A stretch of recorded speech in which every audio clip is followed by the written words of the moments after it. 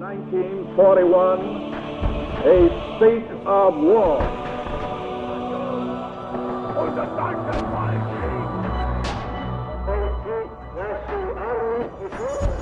What General Vagon has called the Battle of France is over. The Battle of Britain is about to begin.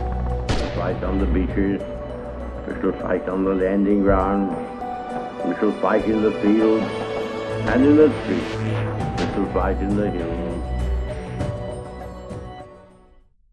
Hey you guys and gals, this is Alden from the Mosin Crate. First things first, I cannot answer any how do I buy one, where do I buy one, how much are they, any related questions to that because YouTube will delete the video. But if you go onto rumble.com and you search for the Mosin Crate without any spaces between the Mosin or Crate, you'll find me on there at this same video and I'll have a different voiceover where I can and do answer those questions. So getting right into this, these are all guns that were either used by Puerto Rican police officers or they were confiscated during crimes, things like drug-related, shooting-related, things like that. This review video will start out with the FN57s.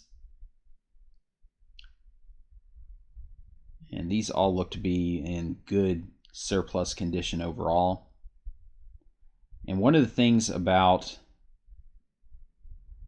being crime related or shooting related, even in regards to an officer related shooting, they will have case markings on them, like you saw case marking numbers on that one. This one in particular, I haven't ever seen this before, and I've seen quite a bit of the stuff coming out of Puerto Rico, especially the police departments. This one has a bunch of initials and dates and times on them, like this one says 2/9 of 2010 at 6:45 p.m. This one here 7:15 p.m. ARCH. I have no idea what that stuff means. Doesn't affect the pistol at all. It just kind of, I don't know, adds to the mystique of it. I'm kind of curious what that stuff means myself. But some of them, not all of them, will have that. These three P38s here, these are not from Puerto Rico. These are post-war Walther P38s. See, that one has some old pitting there on the side of the slide. And these are pretty much the only pistols I don't have that are from Puerto Rico. As you can see, these are import marked there on the underside of the slide. And again, these are post-war P38s with the aluminum frames. Some people like to call them P1s. There's a 1959 dated. That's the earliest one I've seen. Some people like to call them P1s, but really Walther kept calling them P38 until decades later, post-war, and then they eventually renamed them P1s. So they are really P38s, just with the post-war aluminum frames. And then more stuff from Puerto Rico. We have some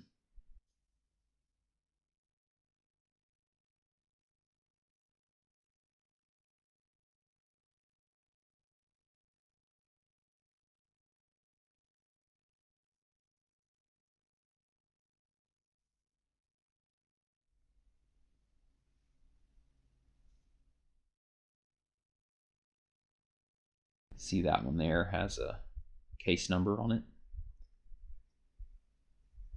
And if the case numbers aren't something you like, I'm pretty sure it's something you could very easily go over with cold bluing or something like that and hide those really well.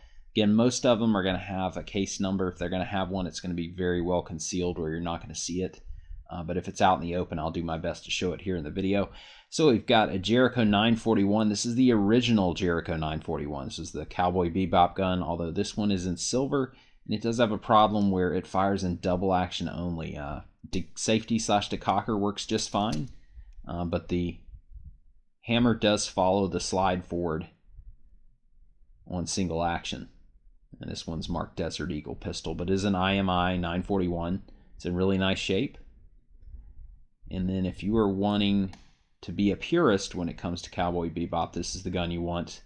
This is the original 941 in the blued finish. This one is import marked on the bottom of the trigger guard. This is probably one of the nicest ones I've ever seen. These things have gone crazy in price. I remember years ago, I used to have these things for $400. Now they are $2,500, $3,000 plus when I see them go up at auction. They've just gone crazy, especially over the last 5 years. And then we have an IOM FN57. lease and contractor only purchases, so they are pretty hard to find.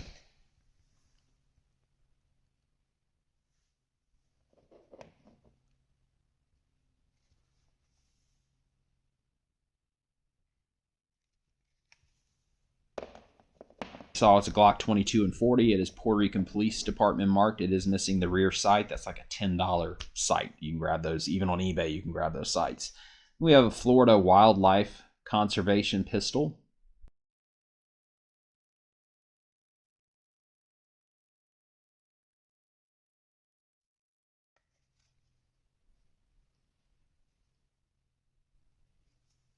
It's missing a couple parts, but I've got those here. Basically, it just looks like it needs a back strap.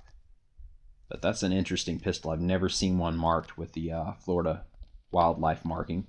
And this one's really cool because it's a Palm Beach Sheriff's Office pistol, but it has Puerto Rican Police Department case file numbers all over it. So I'm kind of thinking this one was stolen. If I had to guess, this one was stolen out of Palm Beach and ended up in Puerto Rico. And you can see there's a case file number on the inside of the magwell there. And then someone over there gave it that camouflage finish on the slide. I'm not quite sure what it is, but it's definitely an interesting story. I'd love to know. And then we have a Glock 29 in 10mm. Have a Beretta Cougar. You can see it's got that little case file number on the back in 357 SIG. This one is in beautiful shape, and it's got an amazing double action only trigger on it.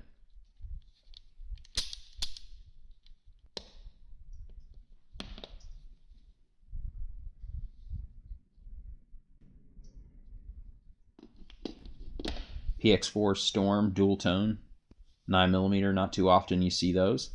This is kind of a not the prettiest FN Browning high power, but it is a Belgian high power. It's got a couple case numbers on there.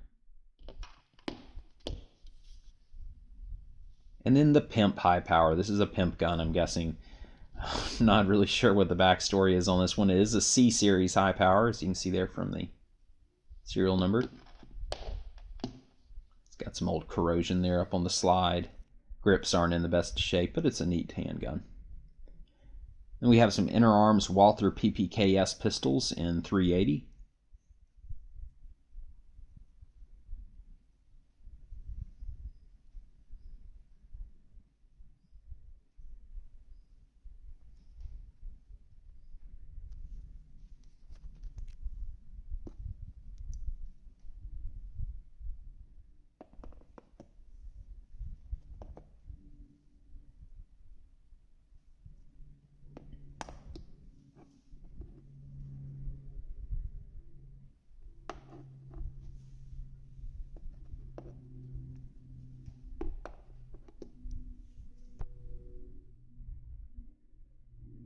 And then we have a bunch of Beretta Cheetahs, but at the very top we have a FN Browning BDA 380.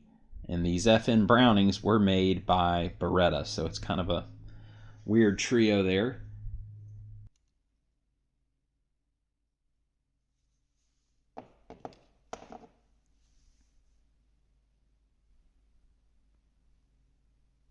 We have the Cheetahs here. The first two are FS models.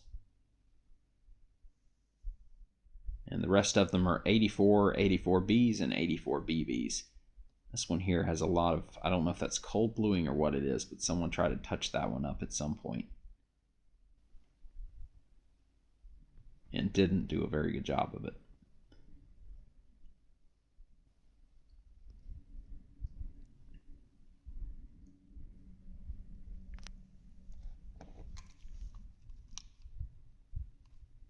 And what I really like about the Beretta Cheetahs, any of them, they all have really nice triggers. I've never felt one that's had a bad trigger.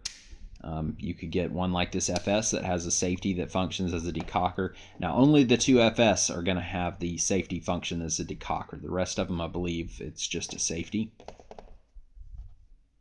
But all of them, even the ugliest one in there, has a nice trigger on it. And of course, the nice thing about these is because they're from Puerto Rico, they don't have that added import marking that you're going to see on all of the other recent Cheetah imports. That one's got a plum colored slide. It's kind of hard to show up in the footage there.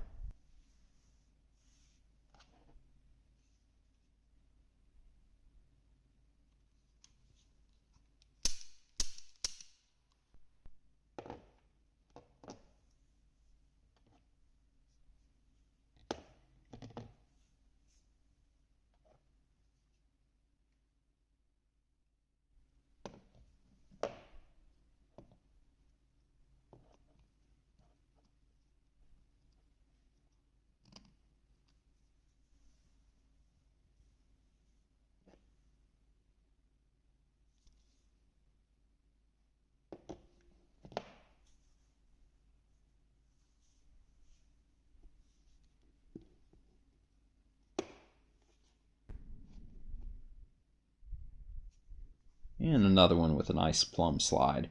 And that's going to do it for the video, guys. Thanks for watching. Be sure to click that subscribe button. I'm going to have a ton of surplus coming in over the next few weeks, so you do not want to miss out on that.